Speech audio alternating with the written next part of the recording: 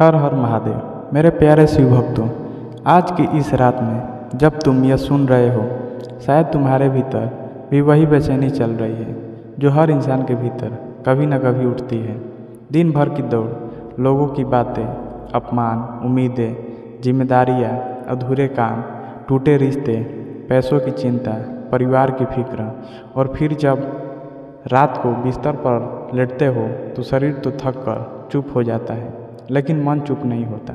आंखें बंद होती हैं पर विचार खुल जाते हैं। दिल चाहता है कोई हो जो बस सुन ले, बिना टोके, बिना जज किए, बिना सवाल पूछे। कोई ऐसा जो बस तुम्हारे सिर पर हाथ रख दे और कहे मैं हूँ। और यही वह क्षण है जहाँ शिव की उपस्थिति शुरू होती है। शिव सिर्फ मंदिरों में बैठी मूर्ति नहीं है। शिव सिर्फ पर्वतों पर तपस्या करते देव नहीं है। शिव वह मौन है जो तुम्हारे भीतर है। शिव वह खालीपन है जिसमें सारा शोर समा जाता है। शिव वह शक्ति है जो टूटे हुए को फिर से जोड़ देता है। लेकिन समस्या यह नहीं है कि शिव सुनते नहीं। समस्या यह है कि हम उन्हें पुकारते समय खुद ही अपनी शोर में डूबे रहते हैं। हम मंत्र बोलते हैं पर मन कहीं और भागता है। हम प्रार्थना करते हैं पर भीतर विश्वास आधा होता है। हम कहते हैं भोलेनाथ मेरी सुन लो, और अगले ही पल सोचने लगते हैं कि कल ऑफिस में क्या होगा, कौन क्या बोलेगा, किसने धोखा दिया। रात का समय इसलिए खास है क्योंकि यह समय तुम्हें दुनिया से अलग कर देता है। दिन में तुम कई चेहरों के बीच बांटे रहते हो, कई भूमिकाएं निभाते हो, कभी पिता, कभी बेटा, कभी पति, कभी दोस्त, कभी कर्मचारी, कभी मालिक। लेकिन रात को जब तुम अकेले लेटते हो तब तुम सिर्फ तुम होते हो। यही वह समय है जब आत्मा सबसे ज़्यादा खुली होती है और शिव आत्मा की भाषा समझते हैं, शब्दों की नहीं। इसलिए सोने से पहले का क्षण साधारण नहीं है। यही वह दरवाज़ा है जहाँ से तुम्हारी पुकार सीधे शिव तक पहुँच सकती है। तुमने कभी ध्यान दिया है कि जब तुम बहुत ज़्यादा दुख होता है तो आदमी चुप हो जाता है। वह लंबी प्रार्थना नहीं करता, वह सिर्फ इतना कहता है हे भगवान, और फिर उसकी आँखों के आंसू बहने लगते हैं। वही सच्ची प्रार्थना है। शिव भाव के देवता हैं। उन्हें बड़े बड़े शब्द नहीं चाहिए, उन्हें सच्चा मन चाहिए। लेकिन सच्चा मन तब निकलता है जब मन का बोझ हल्का हो, और रात वह समय है जब यह बोझ उतारा जा सकता है। दिन भर तुमने कितनी बातें अपने भीतर दबा ली। किसी ने कुछ कहा, तुमने जवाब नहीं दिया। किसी ने तुम्हें गलत समझा, तुमने सफाई नहीं दी। कहीं तुम खुद से नाराज़ हो, कहीं अपने फैसलों से दुखी हो। यह सब जमा होता जाता है, और जब तुम इन्हीं विचारों के साथ सोते हो तो वही ऊर्जा रात भर तुम्हारे भीतर घूमती रहती है। सुबह उठते ही वही भारीपन साथ में उठता है। इसलिए शिव साधना का पहला नियम है सोने से पहले मन को खाली करो। और मन को खाली करने का सबसे सरल, सबसे गहरा, सबसे प्रभावशाली तरीका है मंत्र। लेकिन मंत्र का अर्थ सिर्फ शब्दों को दोहराना नहीं है। मंत्र ऊर्जा है। मंत्र वह ध्वनि है जो तुम्हारे भीतर की बिखरी तरंगों को एक दिशा देती है। जब तुम सही भाव से मंत्र जपते हो तो तुम्हारी सांसें धीमी हो जाती हैं, दिल की धड़कन शांत हो जाती है, और मन का शोर कम होने लगता है। और जैसे ही मन शांत होता है, शिव का स्पर्श महसूस होने लगता है। क्योंकि शिव शोर में नहीं मिलते, वे मौन में मिलते हैं। अब तुम सोच रहे होगे कि कौन सा ऐसा मंत्र है जो सोते समय जपा जाए और मन को सीधा शिव से जोड़ दे। सुनो, यह कोई जटिल मंत्र नहीं है, यह कोई रहस्यमयी प्रयोग नहीं है। यह सरल है पर गहरा है। यह छोटा है पर असीम शक्ति से भरा है। वह मंत्र है ओम नमः शिवाय। तुमने यह मंत्र 1000 बार सुना होगा, शायद कई बार जाप भी किया होगा, लेकिन आज इसे नए ढंग से समझो। ओम वह आदि ध्वनि है जिसे सृष्टि की शुरुआत मानी जाती है। यह वह ध्वनि तुम्हारे भीतर की कंपन को ब्रह्मांड की कंपन से जोड़ती है। नमः का अर्थ है नम्रता, समर्पण, अहंकार का झुक जाना, और शिवाय का अर्थ है उस चेतना को प्रणाम को कल्याण स्वरूप है। जब तुम ओम नमः शिवाय कहते हो तो तुम यह कह रहे होते हो, हे शिव, मैं अपने अहंकार को तुम्हारे चरणों में रखता हूँ, मुझे शांति दो, मुझे दिशा दो, मुझे संभालो। अब इसे सोते समय कैसे जपना है ये समझो। बिस्तर पर लेट जाओ, मोबाइल दूर रख दो, लाइट धीमी कर दो या बंद कर दो, आंखें बंद करो और पहले 3 गहरी सांस लो। सांस अंदर धीरे से और बाहर धीरे से। हर सांस के साथ महसूस करो कि दिन भर का तनाव बाहर निकल रहा है। अब जब सांस सामान्य हो जाए तब मन ही मन ओम नमः शिवाय जपना शुरू करो। जोर से नहीं, बस भीतर। हर सांस के साथ मंत्र को जोड़ दो। सांस अंदर जाए तो ओम नमः, सांस बाहर आए तो शिवाय। शुरू में मन भटकेगा, वह कहेगा कल क्या होगा, फला ने क्या कहा, पैसे कहाँ से आएंगे, भविष्य कैसा होगा। लेकिन तुम लड़ना मत, बस धीरे से वापस मंत्र पर आ जाओ। जैसे कोई बच्चा भागता है और माँ उसे प्यार से वापस पकड़ लेती है, वैसे ही अपने मन को मंत्र पर लौटा लाओ। 5 मिनट, 10 मिनट और फिर तुम देखोगे कुछ भीतर बदलने लगा है। विचार धीमे हो रहे हैं, दिल हल्का हो रहा है, आँखों के पीछे एक शांति फैल रही है। यह शांति सिर्फ नींद की नहीं है, यह शिव की उपस्थिति की शांति है। जब तुम इसी अवस्था में सो जाओगे तो तुम्हारा अवचेतन मन पूरी रात उसी मंत्र की ऊर्जा में रहेगा और सुबह जब उठोगे तो महसूस होगा कि कुछ अलग है। वही घर, वही लोग, वही काम, लेकिन तुम्हारी प्रतिक्रिया बदल चुकी होगी।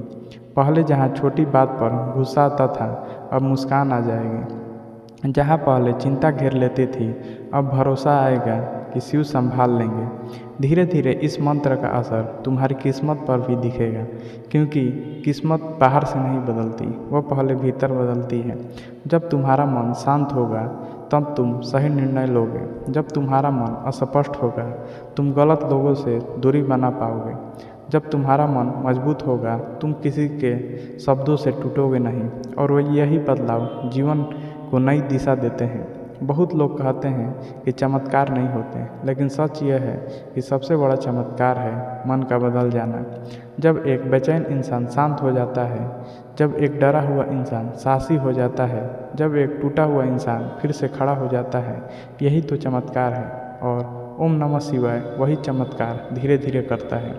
लेकिन याद रखना, मंत्र जप कोई सौदा नहीं है। यह मत कहना कि मैंने 10 दिन इस मंत्र को फला इच्छा अनुसार कर लिया। यह व्यापार नहीं है, यह संबंध है।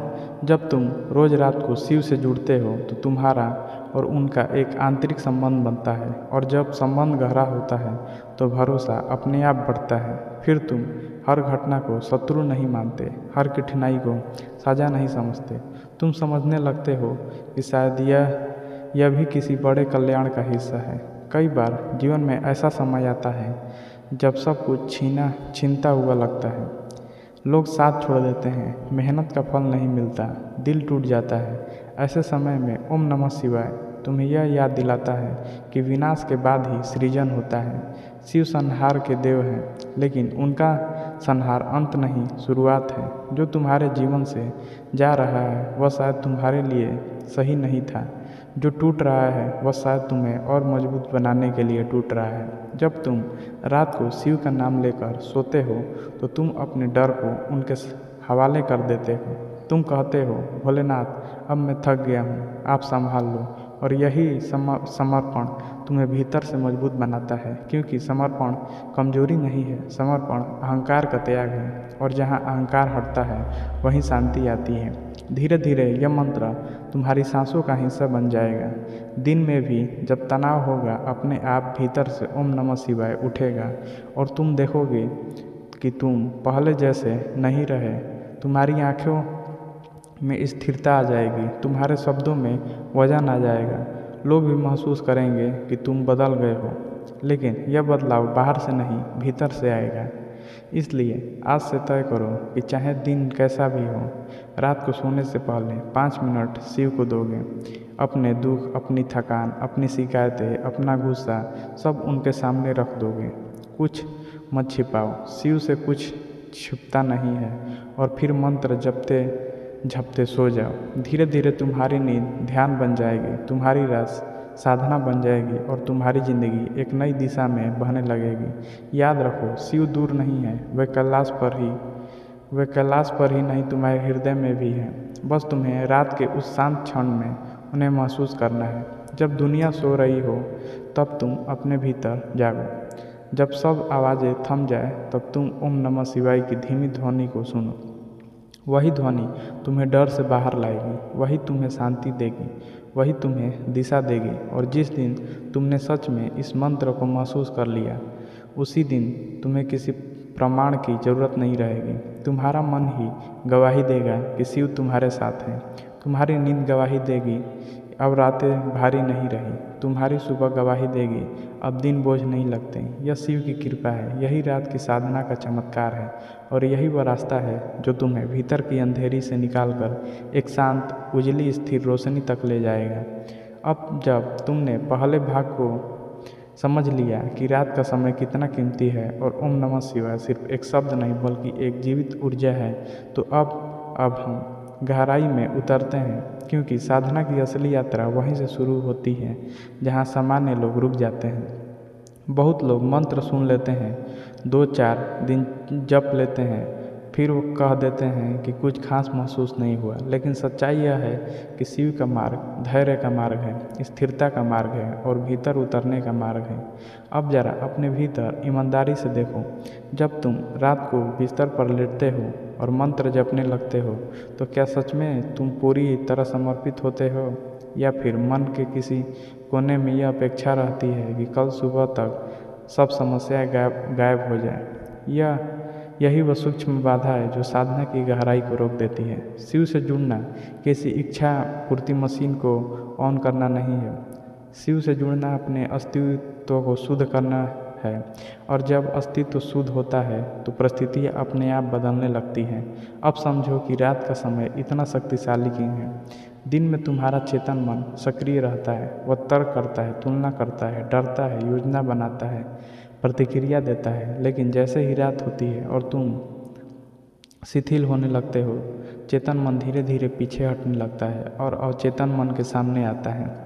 यही अवचेतन मन तुम्हारी किस्मत का निर्माता है, वही तुम्हारी आदतें बनता है, वही तुम्हारे निर्णय को प्रभावित करता है, वही तुम्हारे आत्मविश्वास या डर की जड़ है। अगर तुम इसी अवचेतन मन में शिव का मंत्र दो तो समझो तुमने जीवन की मिट्टी में बीज डाल दिया। लेकिन बीज डालने का भी तरीका होता है। अगर तुम जल्दीबाजी में, तनाव में अधीर होकर जपोगे तो वह बीज गहराई में नहीं जाएगा। इसलिए दूसरे भाग की शुरुआत एक और गहरी तैयारी से होती है।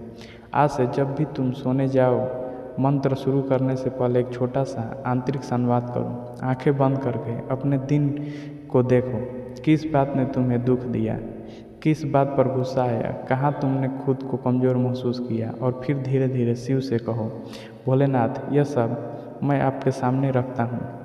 जो भी मेरी गलती है उसे सुधारने की शक्ति दो, जो भी मेरा दुख है उसे सहने की ताकत दो, जो भी मेरा डर है उसे छोड़ने का साहस दो। यह स्वीकार करना ही आधी साधना है, क्योंकि जब तुम अपने भीतर की सच्चाई से भागते नहीं तब तुम मजबूत बनते हो। शिव सत्य के देवता हैं, वे ढोंग नहीं स्वीकारते, वे सच्चाई स्वीकारते हैं। इसलिए रात की साधना का दूसरा रहस्य है ईमानदारी, खुद से भी और शिव से भी। ओम नमः शिवाय को एक और स्तर पर समझो। ये 5 अक्षरों का मंत्र है।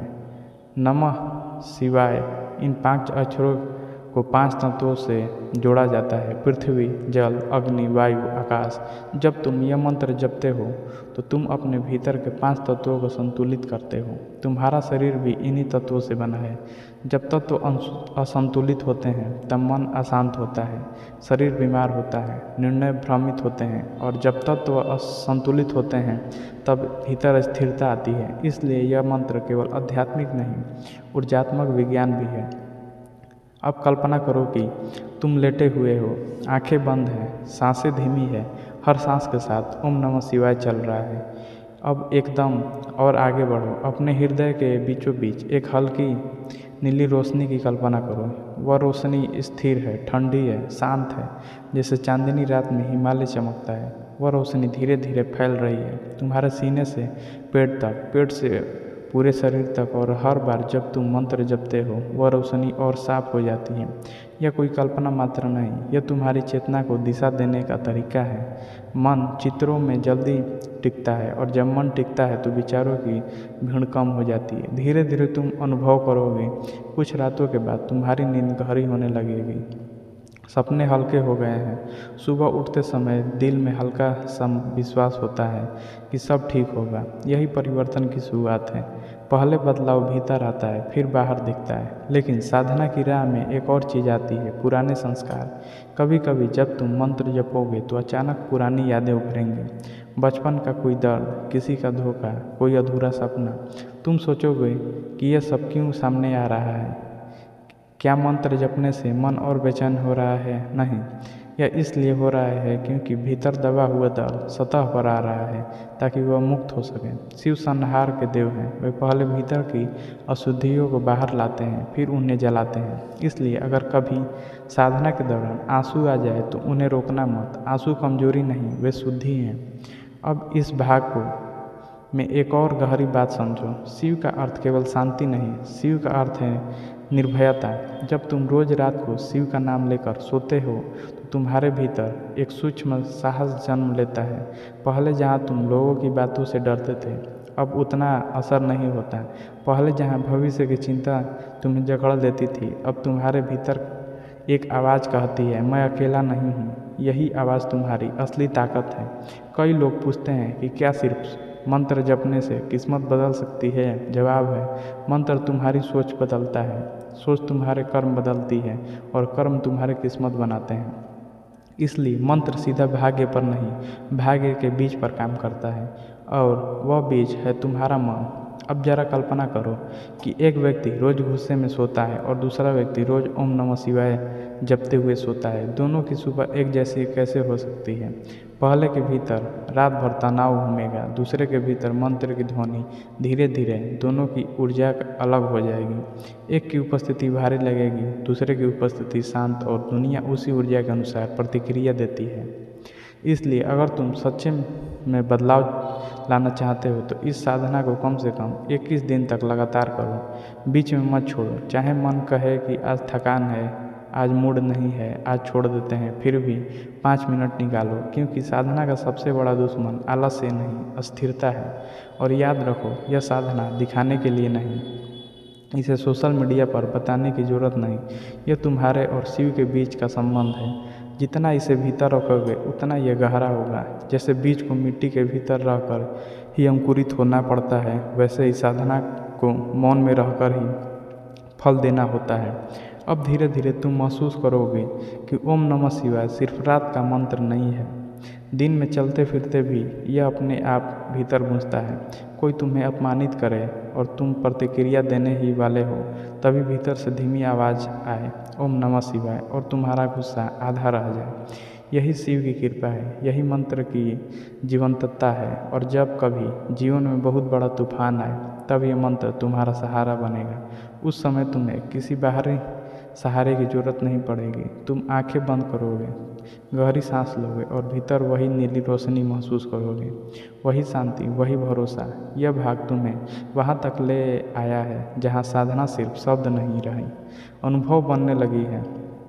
अब आगे के भाग में और गहराई से उतरेंगे, जहाँ मंत्र सिर्फ जप नहीं रहेगा बल्कि तुम्हारी चेतना का हिस्सा बन जाएगा। जहाँ तुम समझोगे कि शिव बाहर नहीं, तुम्हारे भीतर ही जागने लगे हैं।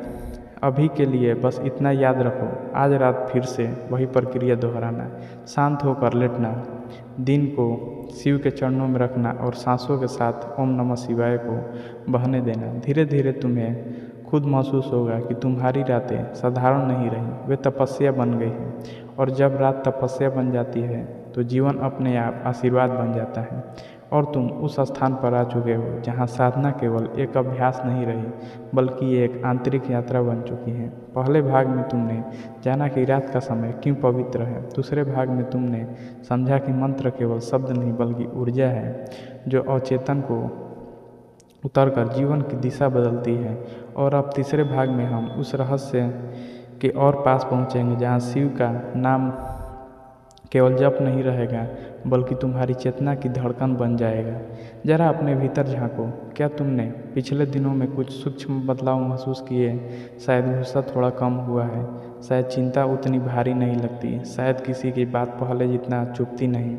यही संकेत है कि मंत्र भीतर काम कर रहा है, पर अभी यात्रा अधूरी है, क्योंकि जब तक ओम नमः शिवाय तुम्हारे अस्तित्व का हिस्सा नहीं बन जाता है तब तक साधना की परिपक्वता नहीं आती। शिव का अर्थ केवल शांति नहीं है, शिव का अर्थ है शून्य, और शून्य का अर्थ है वह स्थिति जहाँ कोई पकड़ नहीं, कोई अपेक्षा नहीं, कोई भय नहीं। जब तुम रात को जप करते हो तो धीरे धीरे तुम्हें यह समझ आने लगता है कि तुम्हारी अधिकांश पीड़ा अपेक्षाओं से आती है। तुम चाहते हो कि लोग तुम्हें समझें, तुम चाहते हो कि मेहनत का फल तुरंत मिले, तुम चाहते हो कि परिस्थितियाँ तुम्हारे अनुकूल हो, और जब ऐसा नहीं होता तो मन टूट जाता है। लेकिन शिव तुम्हें सिखाते हैं जो है उसे स्वीकार करो, क्योंकि स्वीकार ही मुक्ति का द्वार है। अब तीसरे चरण की साधना यह है कि मंत्र जपते समय केवल शब्द न दोहराएं, बल्कि अपने अस्तित्व को ढीला छोड़ दें। जैसे नदी खुद को समुद्र में समर्पित कर देती है, वैसे ही खुद को शिव में समर्पित करो। जब तुम ओम नमः शिवाय कहो तो महसूस करो कि तुम अपने भीतर के हर डर को छोड़ रहे हो, हर शिकायत को छोड़ रहे हो, हर गुस्से को छोड़ रहे हो। यह छोड़ना ही असली शक्ति है। धीरे धीरे तुम अनुभव करोगे कि मंत्र के साथ एक गहरी निस्तब्धता आती है। पहले जहाँ विचारों की भीड़ थी, अब उनके बीच अंतराल बनने लगा है, और उन अंतरालों में एक अजीब सी शांति है। वही शांति शिव है, क्योंकि शिव का स्वरूप मौन है। जब विचार थमते हैं तब शिव प्रकट होते हैं। और एक और गहरी बात समझो, तुम्हारे जीवन में जो भी संघर्ष है वह केवल बाहरी नहीं है, असली संघर्ष भीतर चलता है। डर और विश्वास के बीच, अहंकार और समर्पण के बीच, उम्मीद और निराशा के बीच। और जब तुम हर रात शिव का नाम लेते हो तो धीरे धीरे विश्वास अहंकार पर भारी पड़ने लगता है, समर्पण डर को पिघला देता है। यही आंतरिक परिवर्तन बाहर की दुनिया में भी झलकने लगता है। तुम देखे हुए कि जो समस्याएं पहले पहाड़ लगती थी अब उतनी बड़ी नहीं लगती। जो लोग तुम्हें पहले हिला देते थे अब उतना असर नहीं करते, क्योंकि तुम्हारे भीतर एक केंद्र बनने लगा है, एक स्थिर बिंदु जहाँ से तुम सब कुछ देख सकते हो बिना डगमगाए। यही शिव चेतना है। यह कोई रहस्यमय शक्ति नहीं बल्कि जागरूकता की अवस्था है। अब इस भाग में साधना को और सूक्ष्म बनाओ। जब रात को मंत्र जपो तो अपने सिर के मध्य भ्रू मध्य पर हल्का ध्यान ले जाओ। वहाँ एक शांत सफ़ेद प्रकाश की कल्पना करो। वह प्रकाश स्थिर है। हर बार जब तुम ओम नमः शिवाय कहते हो वह प्रकाश थोड़ा और अस्पष्ट होता है। धीरे धीरे तुम्हें महसूस करोगे कि तुम्हारी सांस, मंत्र और वह प्रकाश एक ही लय में बह रहे हैं। यह लय तुम्हें भीतर की गहराई में ले जाती है। कभी कभी इस अवस्था में तुम्हें लगेगा कि शरीर हल्का हो गया है, जैसे तुम सो रहे हो पर जाग भी रहे हो। यही वह सीमा है जहाँ ध्यान और नींद मिलते हैं। इसी अवस्था में मंत्र का प्रभाव सबसे गहरा होता है, क्योंकि चेतन और अवचेतन के बीच का द्वार खुल जाता है। अगर तुम इसी स्थिति में सो जाओ तो पूरी रात तुम्हारा मन उसी ऊर्जा में डूबा रहेगा। लेकिन यहाँ एक सावधानी भी है, साधना के साथ अहंकार न आने दो। कभी यह मत सोचो कि तुम दूसरों से अलग हो गए हो, तुम अधिक आध्यात्मिक हो गए हो। शिव का मार्ग विनम्रता का मार्ग है। जितना भीतर जाओगे उतना नर्म बनोगे, क्योंकि जैसे जैसे चेतना बढ़ती है वैसे वैसे तुम्हें अपनी सीमाएं भी अस्पष्ट दिखने लगती हैं। अब एक और अनुभव आएगा। कभी कभी तुम्हें लगेगा कि जीवन में कुछ चीज़ें अचानक बदल रही है। कुछ लोग दूर हो रहे हैं, कुछ नए लोग जुड़ रहे हैं, कुछ अवसर बंद हो रहे हैं, कुछ नए दरवाजे खुल रहे हैं। इसे डर से मत देखो। जब तुम भीतर बदलते हो तो बाहर की दुनिया भी अपने आप पुनर्गठित होती है। शिव परिवर्तन के देव हैं। उनका स्पर्श स्थिरता देता है, पर जीवन में नई दिशा भी लाता है। तो तीसरे भाग का सबसे गहरा रहस्य यह है कि ओम नमः शिवाय केवल रात का अभ्यास नहीं बल्कि जागरूकता का बीज है। दिन में चलते हुए भी तुम सजग रहने लगोगे, तुम अपनी प्रतिक्रियाओं को देखने लगोगे, तुम समझने लगोगे कि कौन सा विचार तुम्हें कमज़ोर कर रहा है और कौन सा मजबूत। यही आत्मज्ञान की शुरुआत है। धीरे धीरे तुम महसूस करोगे कि शिव कहीं बाहर नहीं बल्कि तुम्हारे ही भीतर है, तुम्हारी ही करुणा में, तुम्हारी ही सहनशीलता में, तुम्हारे ही साहस में। जब तुम किसी को माफ़ कर पाते हो वही शिव है। जब तुम कठिन परिस्थितियों में भी शांत रह पाते हो वही शिव है। जब तुम गिरकर फिर से खड़े होते हो वही शिव है। और एक दिन ऐसा आएगा जब तुम मंत्र जपते जपते यह महसूस करोगे कि अब जप करने वाला और मंत्र अलग नहीं रहे, बस एक लय है, एक प्रवाह है, वही एक तत्व है, वही साधना की परिपक्वता है।